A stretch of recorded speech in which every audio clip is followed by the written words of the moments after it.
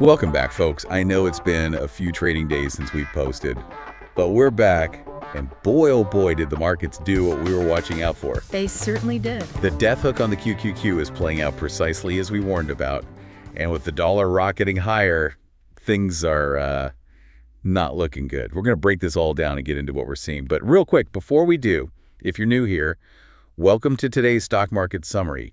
And please note that none of this is buying or selling advice. We're just calling what we see happening in the charts as things develop. And it was a decisive day. We have to start with that death hook on the QQQ. We do. The name sounds scary, but the technical reality is, well, it's just as fierce. Okay, so for those who aren't, staring at charts all day, what exactly are we looking at there? Think of it like a coiled spring. The price was tightening inside a symmetrical triangle. That's the coil. Okay. It tried to break out upward, failed, and then it just snapped right back down. Today, the QQQ fell almost 1.6%. It traps all the buyers who thought we were going higher. A classic bull trap. Ouch. And it wasn't just the tech-heavy QQQ taking a hit, right?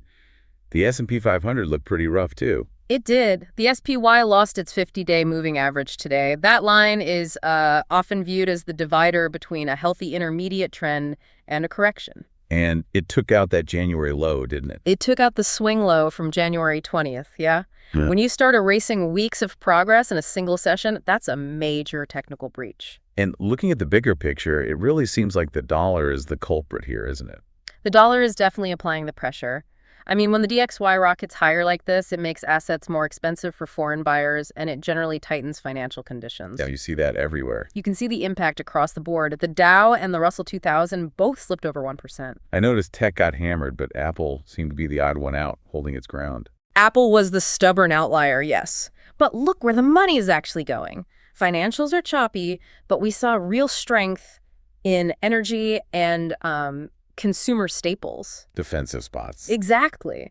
Investors are rotating into things people buy regardless of the economy, like gas and groceries. Which feels like a good moment to bring up the mental side of this.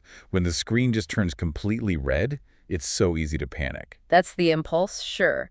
But days like this are exactly why we use stop losses. You have to trade the chart, not your feelings. Yeah. It's a core discipline we really drill down on in the mentorship, preserving your capital so you can survive the downturns to trade another day. Speaking of downturns, the economic data today didn't exactly help the mood. We got the JOLT test report job openings. What's the takeaway there? It was a massive miss. We came in at roughly 6.5 million openings against a consensus of 7.2 million. Wow. That is a sharp drop-off. So the labor market is finally cooling. It is, but look at where the drop is. Retail and finance. This suggests the consumer engine is sputtering. Previously, the market treated bad news as good news because it meant lower interest rates.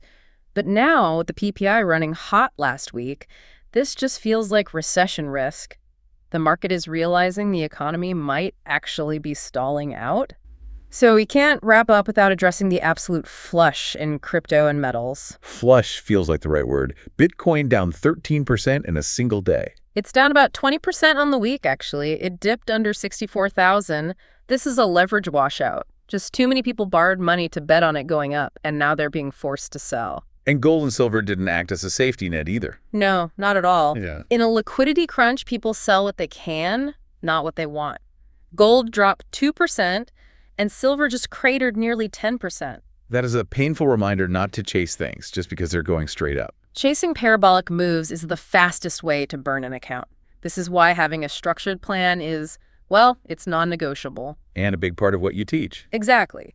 In the Grok Trade mentorship, we provide coaching specifically to stop you from making those emotional entries. We stick with you until you've recouped that investment and learned the discipline to avoid these exact kinds of flushes. So the million-dollar question, is this the start of a gnarly bear market? Or just a wicked shakeout before a rally? I mean, the bears are driving the bus right now. That much is clear. We'll keep our eyes on the charts to see where they take us. Have a great rest of the day, folks. Take care. And we'll catch you in tomorrow's market summary.